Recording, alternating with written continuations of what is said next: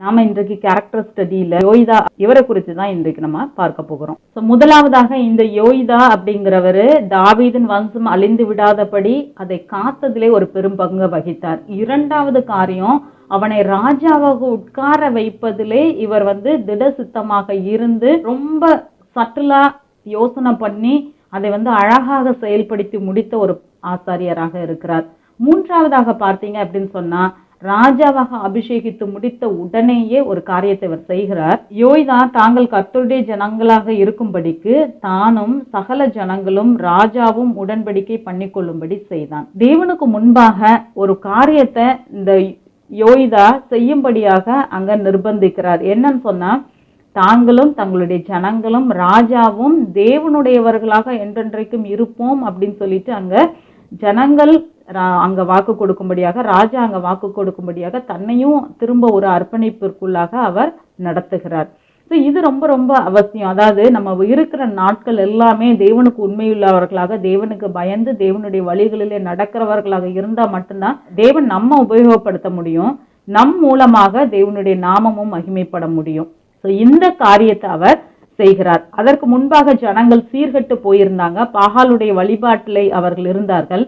இந்த உடன்படிக்கை செய்த உடனே ஜனங்களுக்குள்ளே உண்டான மாற்றத்தை பாருங்க. இப்பொழுது ஜனங்கள் எல்லோரும் பாகாலின் கோயிலுக்கு போய் அதை இடித்து அதன் பலிபீடங்களையும் அதன் விக்கிரகங்களையும் தகர்த்து பாகாலின் பூசாரியாகிய மாத்தானை பலிபீடங்களுக்கு முன்பாக கொன்று போட்டார்கள். இப்போ ஒரு பெரிய ரிவைவலை உண்டாக்குகிறதற்கு இந்த யோய்தா காரணமாக இருக்கிறார்.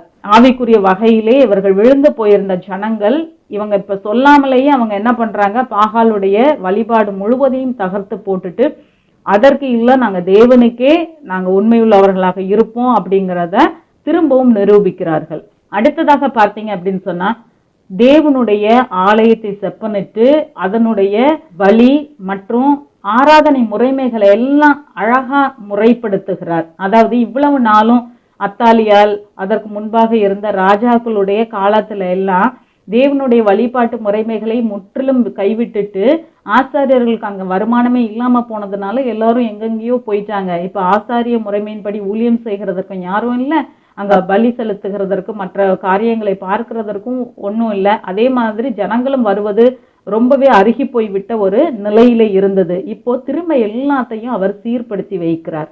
இப்படி தாவீதிற்கு இருந்த அந்த வித்தை அவர் காத்தார், அவரை ராஜாவாக அங்க உட்கார வைத்தார்.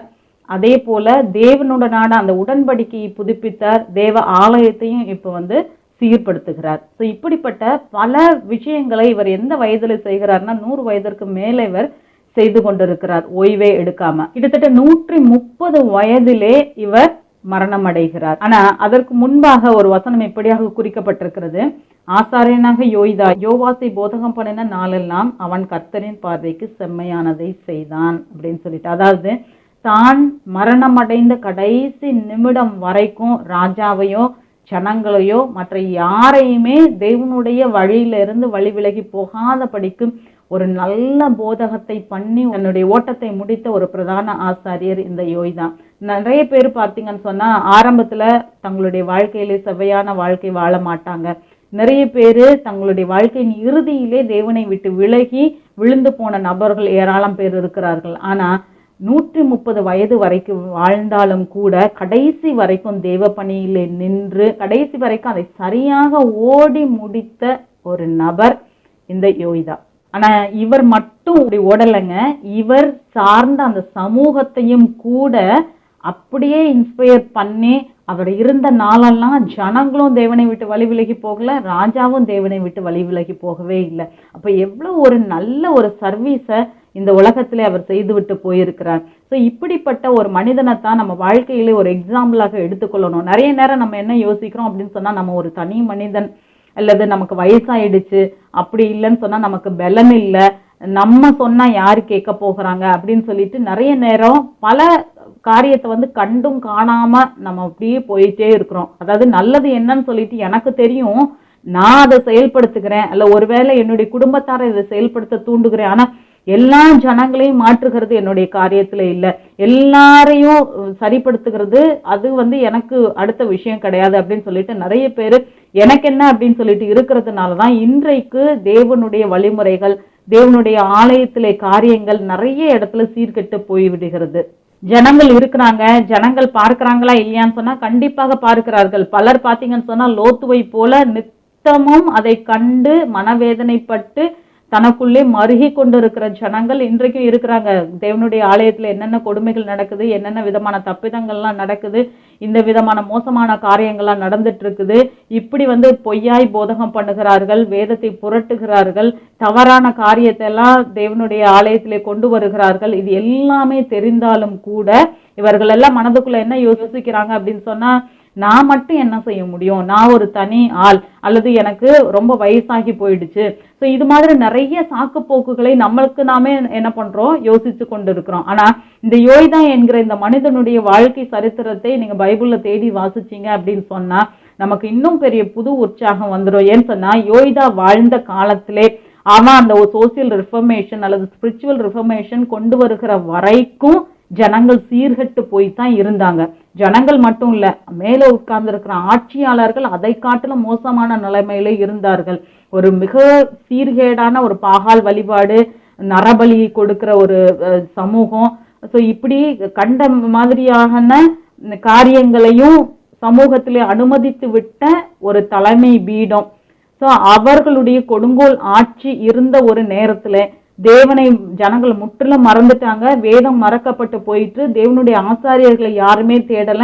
அவர்களுக்குன்னு சொல்லி ஒரு முக்கியத்துவமோ ஒரு இம்பார்ட்டன்ஸோ இல்லாத ஒரு சமயத்துல தான் இந்த யோய்தா ரகசியமாக யோவாஸ் என்கிற அந்த சிறு பிள்ளையை ஒரு 6 வயது வரைக்கும் கர்த்தருடைய ஆலயத்திலேயே மறைத்து வைத்து வளர்க்கிறார்.